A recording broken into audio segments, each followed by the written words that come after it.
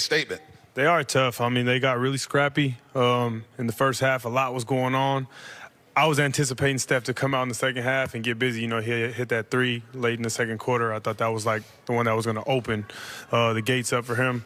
But shout out to the Houston Rockets, man. They made it really tough, and they got guys behind them, so they can really guard the ball. They got Steven Adams behind them, Sengun, who are rim protectors. So you really got them. They were really able to showcase their on-ball pressure tonight. Whew. Now we understand why the Houston Rockets are number 2. All season long, everyone called them inexperienced. This is a young team, but it's led by Coach Ime Udoka, who really has this team locked in defensively. All game long, they were dominating the paint.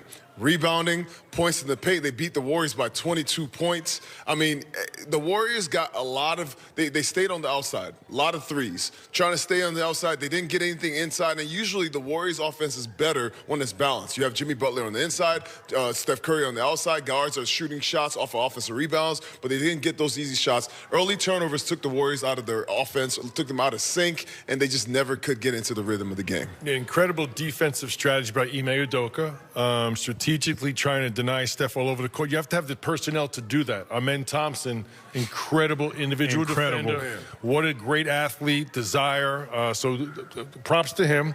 But then offensively, you know, the first half was a one-point game. Third quarter, they came out and shot 54% in that third quarter, won at 32-26.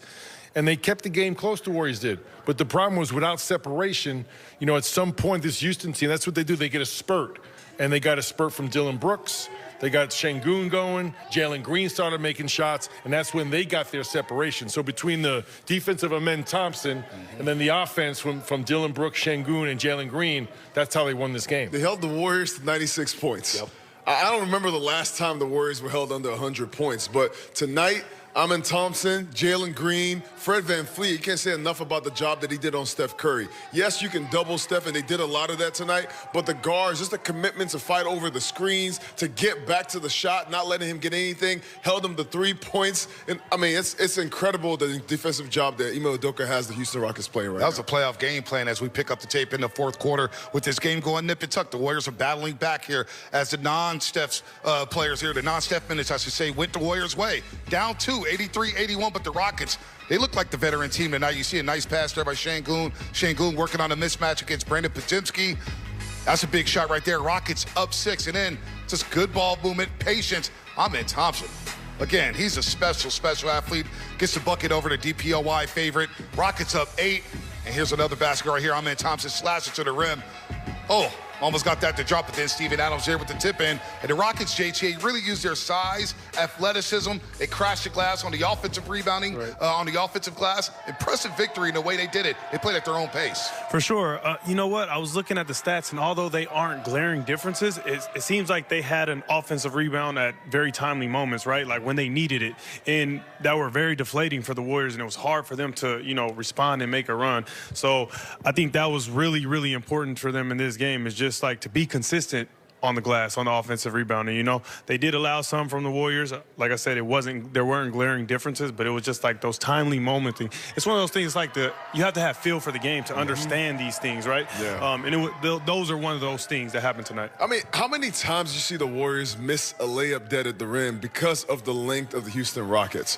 Those guys, you could talk about Steven Adams, you could talk about Amen Thompson, you could talk about Jabari Smith. It seemed like they have an advantage size-wise. They might not look like the biggest team out there, but at each position, they had an advantage that they try to take advantage of each time. So offensively, you had Alperen Sengun setting ball screens, trying to get a guard on his hip, and then he posts them up. Or you saw Amen Thompson straight line drive, trying to get to the middle of the paint. That's their offense. They can't shoot the ball very well, but what they do is they get into the paint. They try to make sure they reduce their average. They hold teams to 103 points a game defensively. So their defense is strong, and they just try to get to the paint just to make the game mucky. I'll go back to Ime Udoka's defensive strategy. I think they're really locked in and focused. You know, tonight obviously trying to take Steph out of the game, which they did a great job of, but I think that carries over to the offensive end. They've got 2 decent three-point shooters in Jalen Green and Dillon Brooks. Those are guys that will shoot open threes. You saw those clips. Amen Thompson, even when he's wide open, he's going to, much like GP2, he's going to attack the paint, try to get a shot for himself or collapse the defense. He's going to use his athleticism.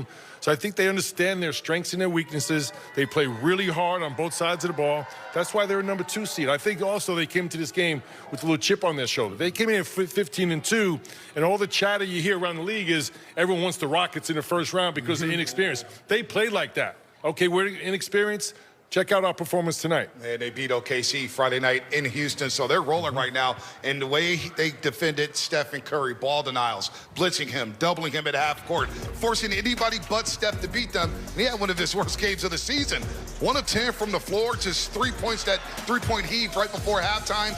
1 of 8 for the three-point line, 8 assists in 33 minutes. Fezzi fell, man. What a defensive game plan by the Houston Rockets. Well, you know, Bonte, when Steph Curry is doubled like this, a lot of the success the Warriors have is from Steph giving it to his pressure relievers. We call Draymond Green that. We've called Brandon Podziemski that. We've called GP2 that. And the Warriors tonight could not get those guys going early. So Steph could really never get going because you just kept doubling him and he kept getting results that way. So it's really important for the Warriors to get back to that precision offense, what they did against the Memphis Grizzlies, what they did against the Denver Nuggets, where they just moved the ball. And when they moved the ball, it found Steph eventually, and he got an open shot. You could just never get any separation all game long. Yeah, I was impressed with the way the Rockets didn't cower towards the Golden State Warriors with all the things going on late in the first half. Draymond and Şengün getting into it, Dylan Brooks getting involved, and then Ime Udoka chirping at Steph Curry before halftime. Felt like that set a tone for that sideline. Absolutely. Look, I played on this team. Draymond Green, it's his presence. It's his energy that he brings to the game, right? You have to match that when you're the opposing team, and tonight Houston did. They didn't shy away from it. They didn't shy away from physicality. They didn't shy away from mucking up the game. We're going to get in this fight, too, and we're going to mix it up, and we're going to show you who we are, and that's exactly what they did. And so I feel like when you can do that, then I don't want to say you equalize what Draymond brings to the game, but you equalize that facet of it. And when you have your coach out there doing the same thing, it just puts a battery in your back, right? Like my coach is doing, let's get in this mix, you know? So it was fun to see.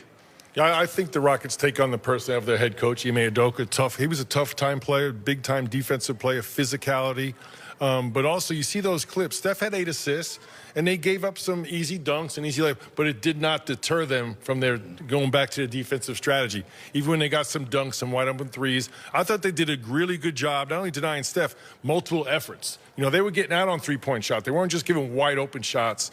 So to me, they really stuck to their game plan, even when the Warriors got some open looks. But, you know, the Houston Rockets really take on the identity of Ime Udoka. No doubt, the Warriors dropped to 6th place in the Western Conference. Still out of the box, but they had a chance to be in 4th place all by themselves with Denver losing to Indiana today. The other thing, too, is that, you know, at the end of the night, Buddy Hield gets 20, Podziemski gets 19, GP2 gets 16. I think that's part of the strategy, too. Keep Steph down, make other players beat you, and then don't let anyone else really explode. I mean, I think a big part of the game, a big stretch, is when Draymond went out with a couple of fouls. He went out, they took him out after the technical and the flagrant foul, and then the energy for the Warriors could never really get into the fight. It felt like they were on their heels. Usually the Warriors are the ones who are going to get the offensive rebounds, who are getting the shots, wide open shots, and it just felt like they were on their heels the rest of the time. And then the Rockets got out and ran. Let's check out the fast break points tonight because the Warriors did commit 20 turnovers, and we always discuss this on this panel. Take care of the basketball, especially against a young, athletic team. You look at Jalen Green getting down on the floor, coming up with a steal again. 26-12 advantage on the fast break points. And when you let this young team, JTA, get out and run, all of a sudden they start feeling good from the perimeter, and that's what happened tonight. Well, absolutely. That's the name of the game, right? You try to get easy buckets to start the game for yourself. You find the flow, and it's just like, I'm hooping now, you know? So I feel like when you can get those easy ones in transition, you get easy dunks, it allows you to just feel confident about your game, and so the game becomes much easier. Warriors won the first quarter, 24-18.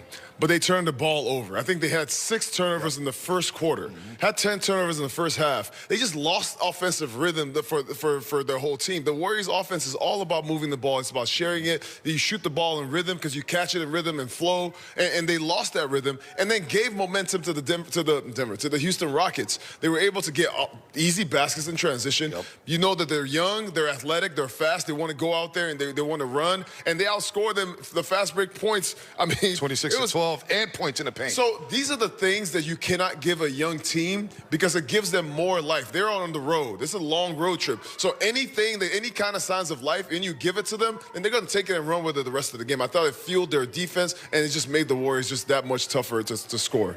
Recently, we've seen the Warriors have several 40-point quarters. They scored 46 in the second half, total. So that's a great defensive effort. Also, not creating quality shots, not using the defensive strategy against the Houston Rockets, which they've been much better at lately. Tonight, I thought the multiple effort of the Houston Rockets was the difference. A lot of times you'll see teams try and double Steph off the basketball, and they don't make that next rotation, and you're seeing guys wide open. Tonight, I thought Houston did a much better job with multiple efforts, even when they double Steph, making that next pass, that next shot tough, maybe run him off the three, get him into the lane, and then contest, and did an incredible job defensively by the Rockets. Points in the paint, Houston 56 to 40 tonight. They took control of this game, and they're the number 2 seed in the Western Conference for a reason. What a defensive clinic they put on against the Dubs. Tonight, we'll hear from the head coach of the Golden State Warriors on the other side, Steve Kerr, plus break down Draymond Green's night as he's in the running for